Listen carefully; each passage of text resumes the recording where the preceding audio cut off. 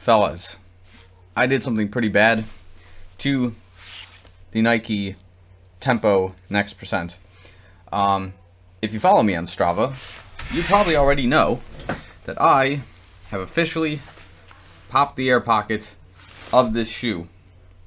So, this video is going to be talking about how it's affecting the performance of the shoe, when it might have potentially happened, and the future and the fate of this shoe as we have it. So, before we get into it, make sure you like the YouTube video, subscribe to the YouTube channel, because 2021 is going to have a lot of cool stuff coming up.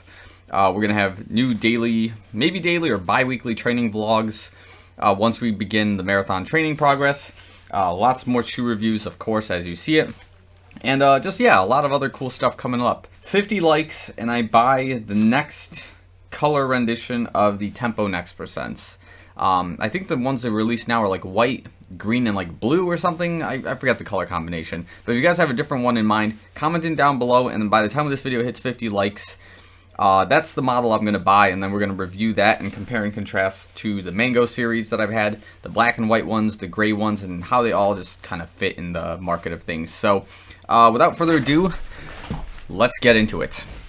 So first things first, let's talk specs. If you've never watched any of these reviews on my channel before, and you're new to the channel and whatnot, welcome. But here we go. The Tempo Next Percent from Nike. Basically, the shoe itself is about, on average, 10 ounces, which is about 280 grams, give or take. Because this is an 8.5, it's slightly below that. I think it's sitting at about 9.8, 9.9 ounces, if I'm not mistaken. 275 grams, closer to that. That's about the weight. If we're talking about the heel to forefoot offset, it is about 10 millimeters, where the heel is 41 millimeters stack height, and the forefoot's about 31 because of this air pocket and the technology they've got going on here. So technically, the shoe is race illegal if you're an elite athlete. But as I've said in my previous video, if we're not elite athletes, do we really care? I don't think so, especially not yet. But it is going to be interesting to see how this plays out when you start translating the training from this shoe into like the Alpha Fly per se. I digress. So, moving on.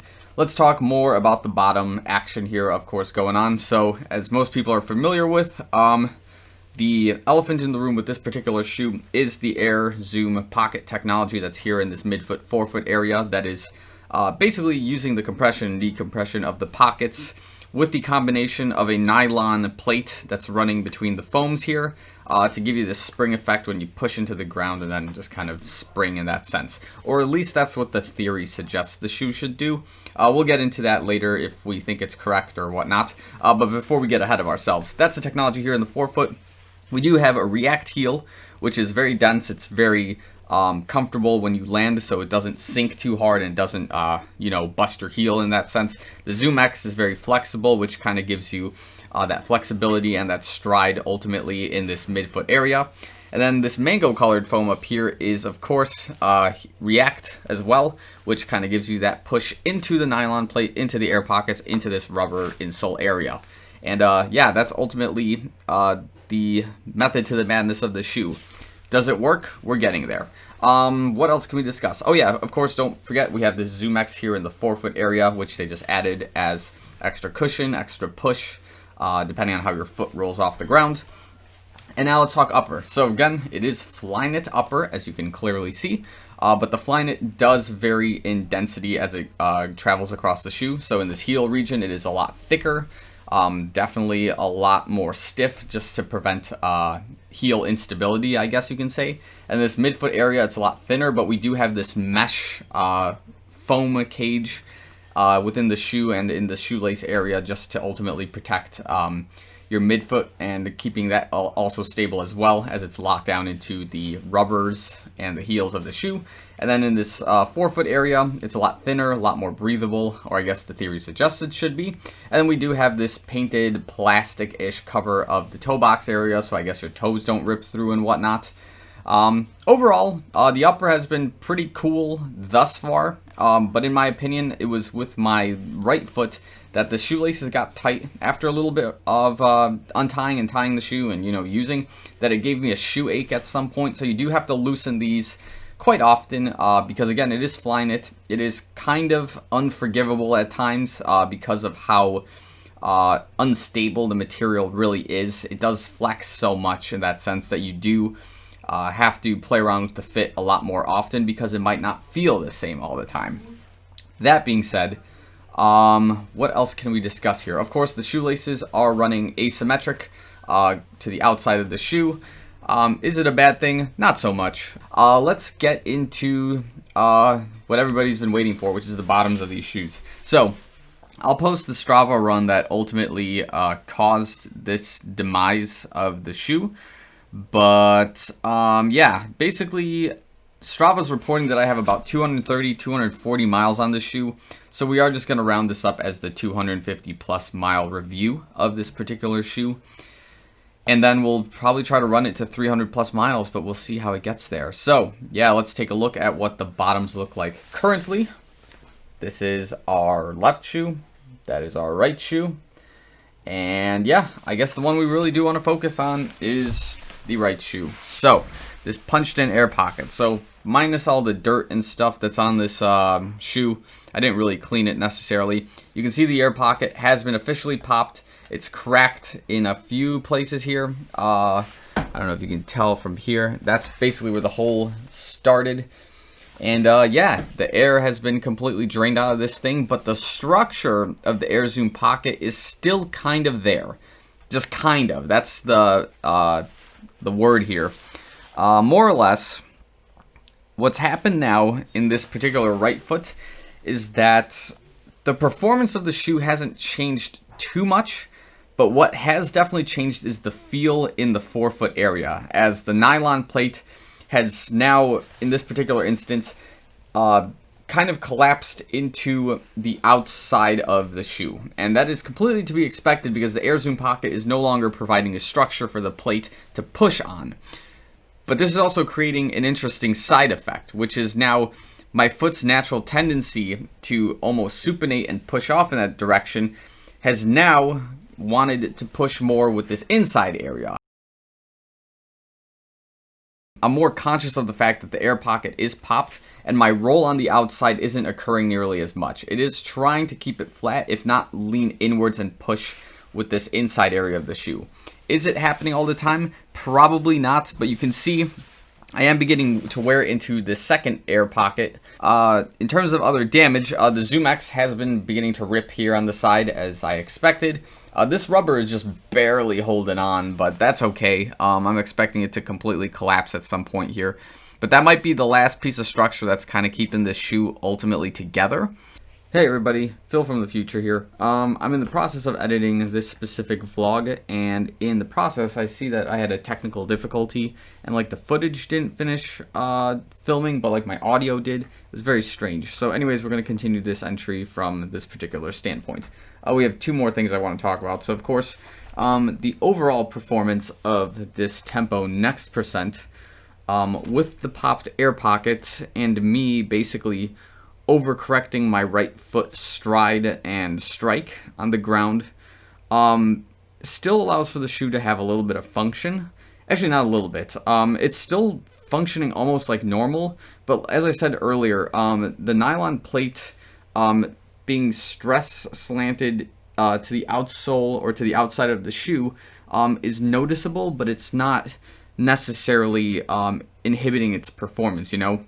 And like I said, the right foot is slightly overcorrecting, so I have more of a pronated strike instead of this like supinated relaxed strike that I have. But even if I like let off, you know, more or less pronating, having a pronated strike, it's not really affecting too much because again, the air zoom pocket is not the only technology that's in play here. We do have the Zoom X foams and we do have the nylon plate, which are ultimately keeping the stride pretty fresh and pretty much in tempo with whatever speed I'm trying to get out of it.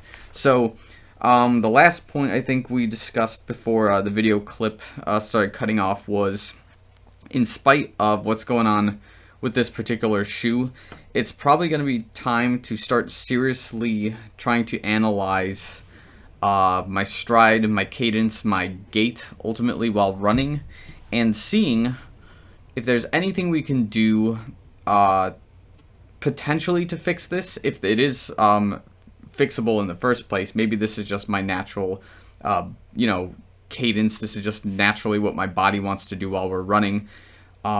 If it is, then, well, you know, I'm just going to be destroying shoes all the time over this, like, aggressive stride that I have. But whatever it is doing, biomechanically, it's allowing me to run 6-minute, 6:30 pace, basically daily if I really wanted to in the proper shoes. And that, for me, is a plus, being able to run fast every single day. I know it's not a good thing to do that. You need a lot of relaxed days here and there, but overall my recovery's been pretty good with stuff and whatnot. But I think it's at the point where if a shoe like this that other YouTubers can take from 500 to 600 miles plus can do it and have their shoe look a lot better than this, I wonder what I would be possibly doing wrong or differently in this case to just figure out what's going on, right? Maybe I just do have this crazy stride that we just have to live with, or maybe there's something in my foot or in my ankle structurally that I should work out or try to be more conscientious of, and maybe that would fix things ultimately. But for now, this is just what it is.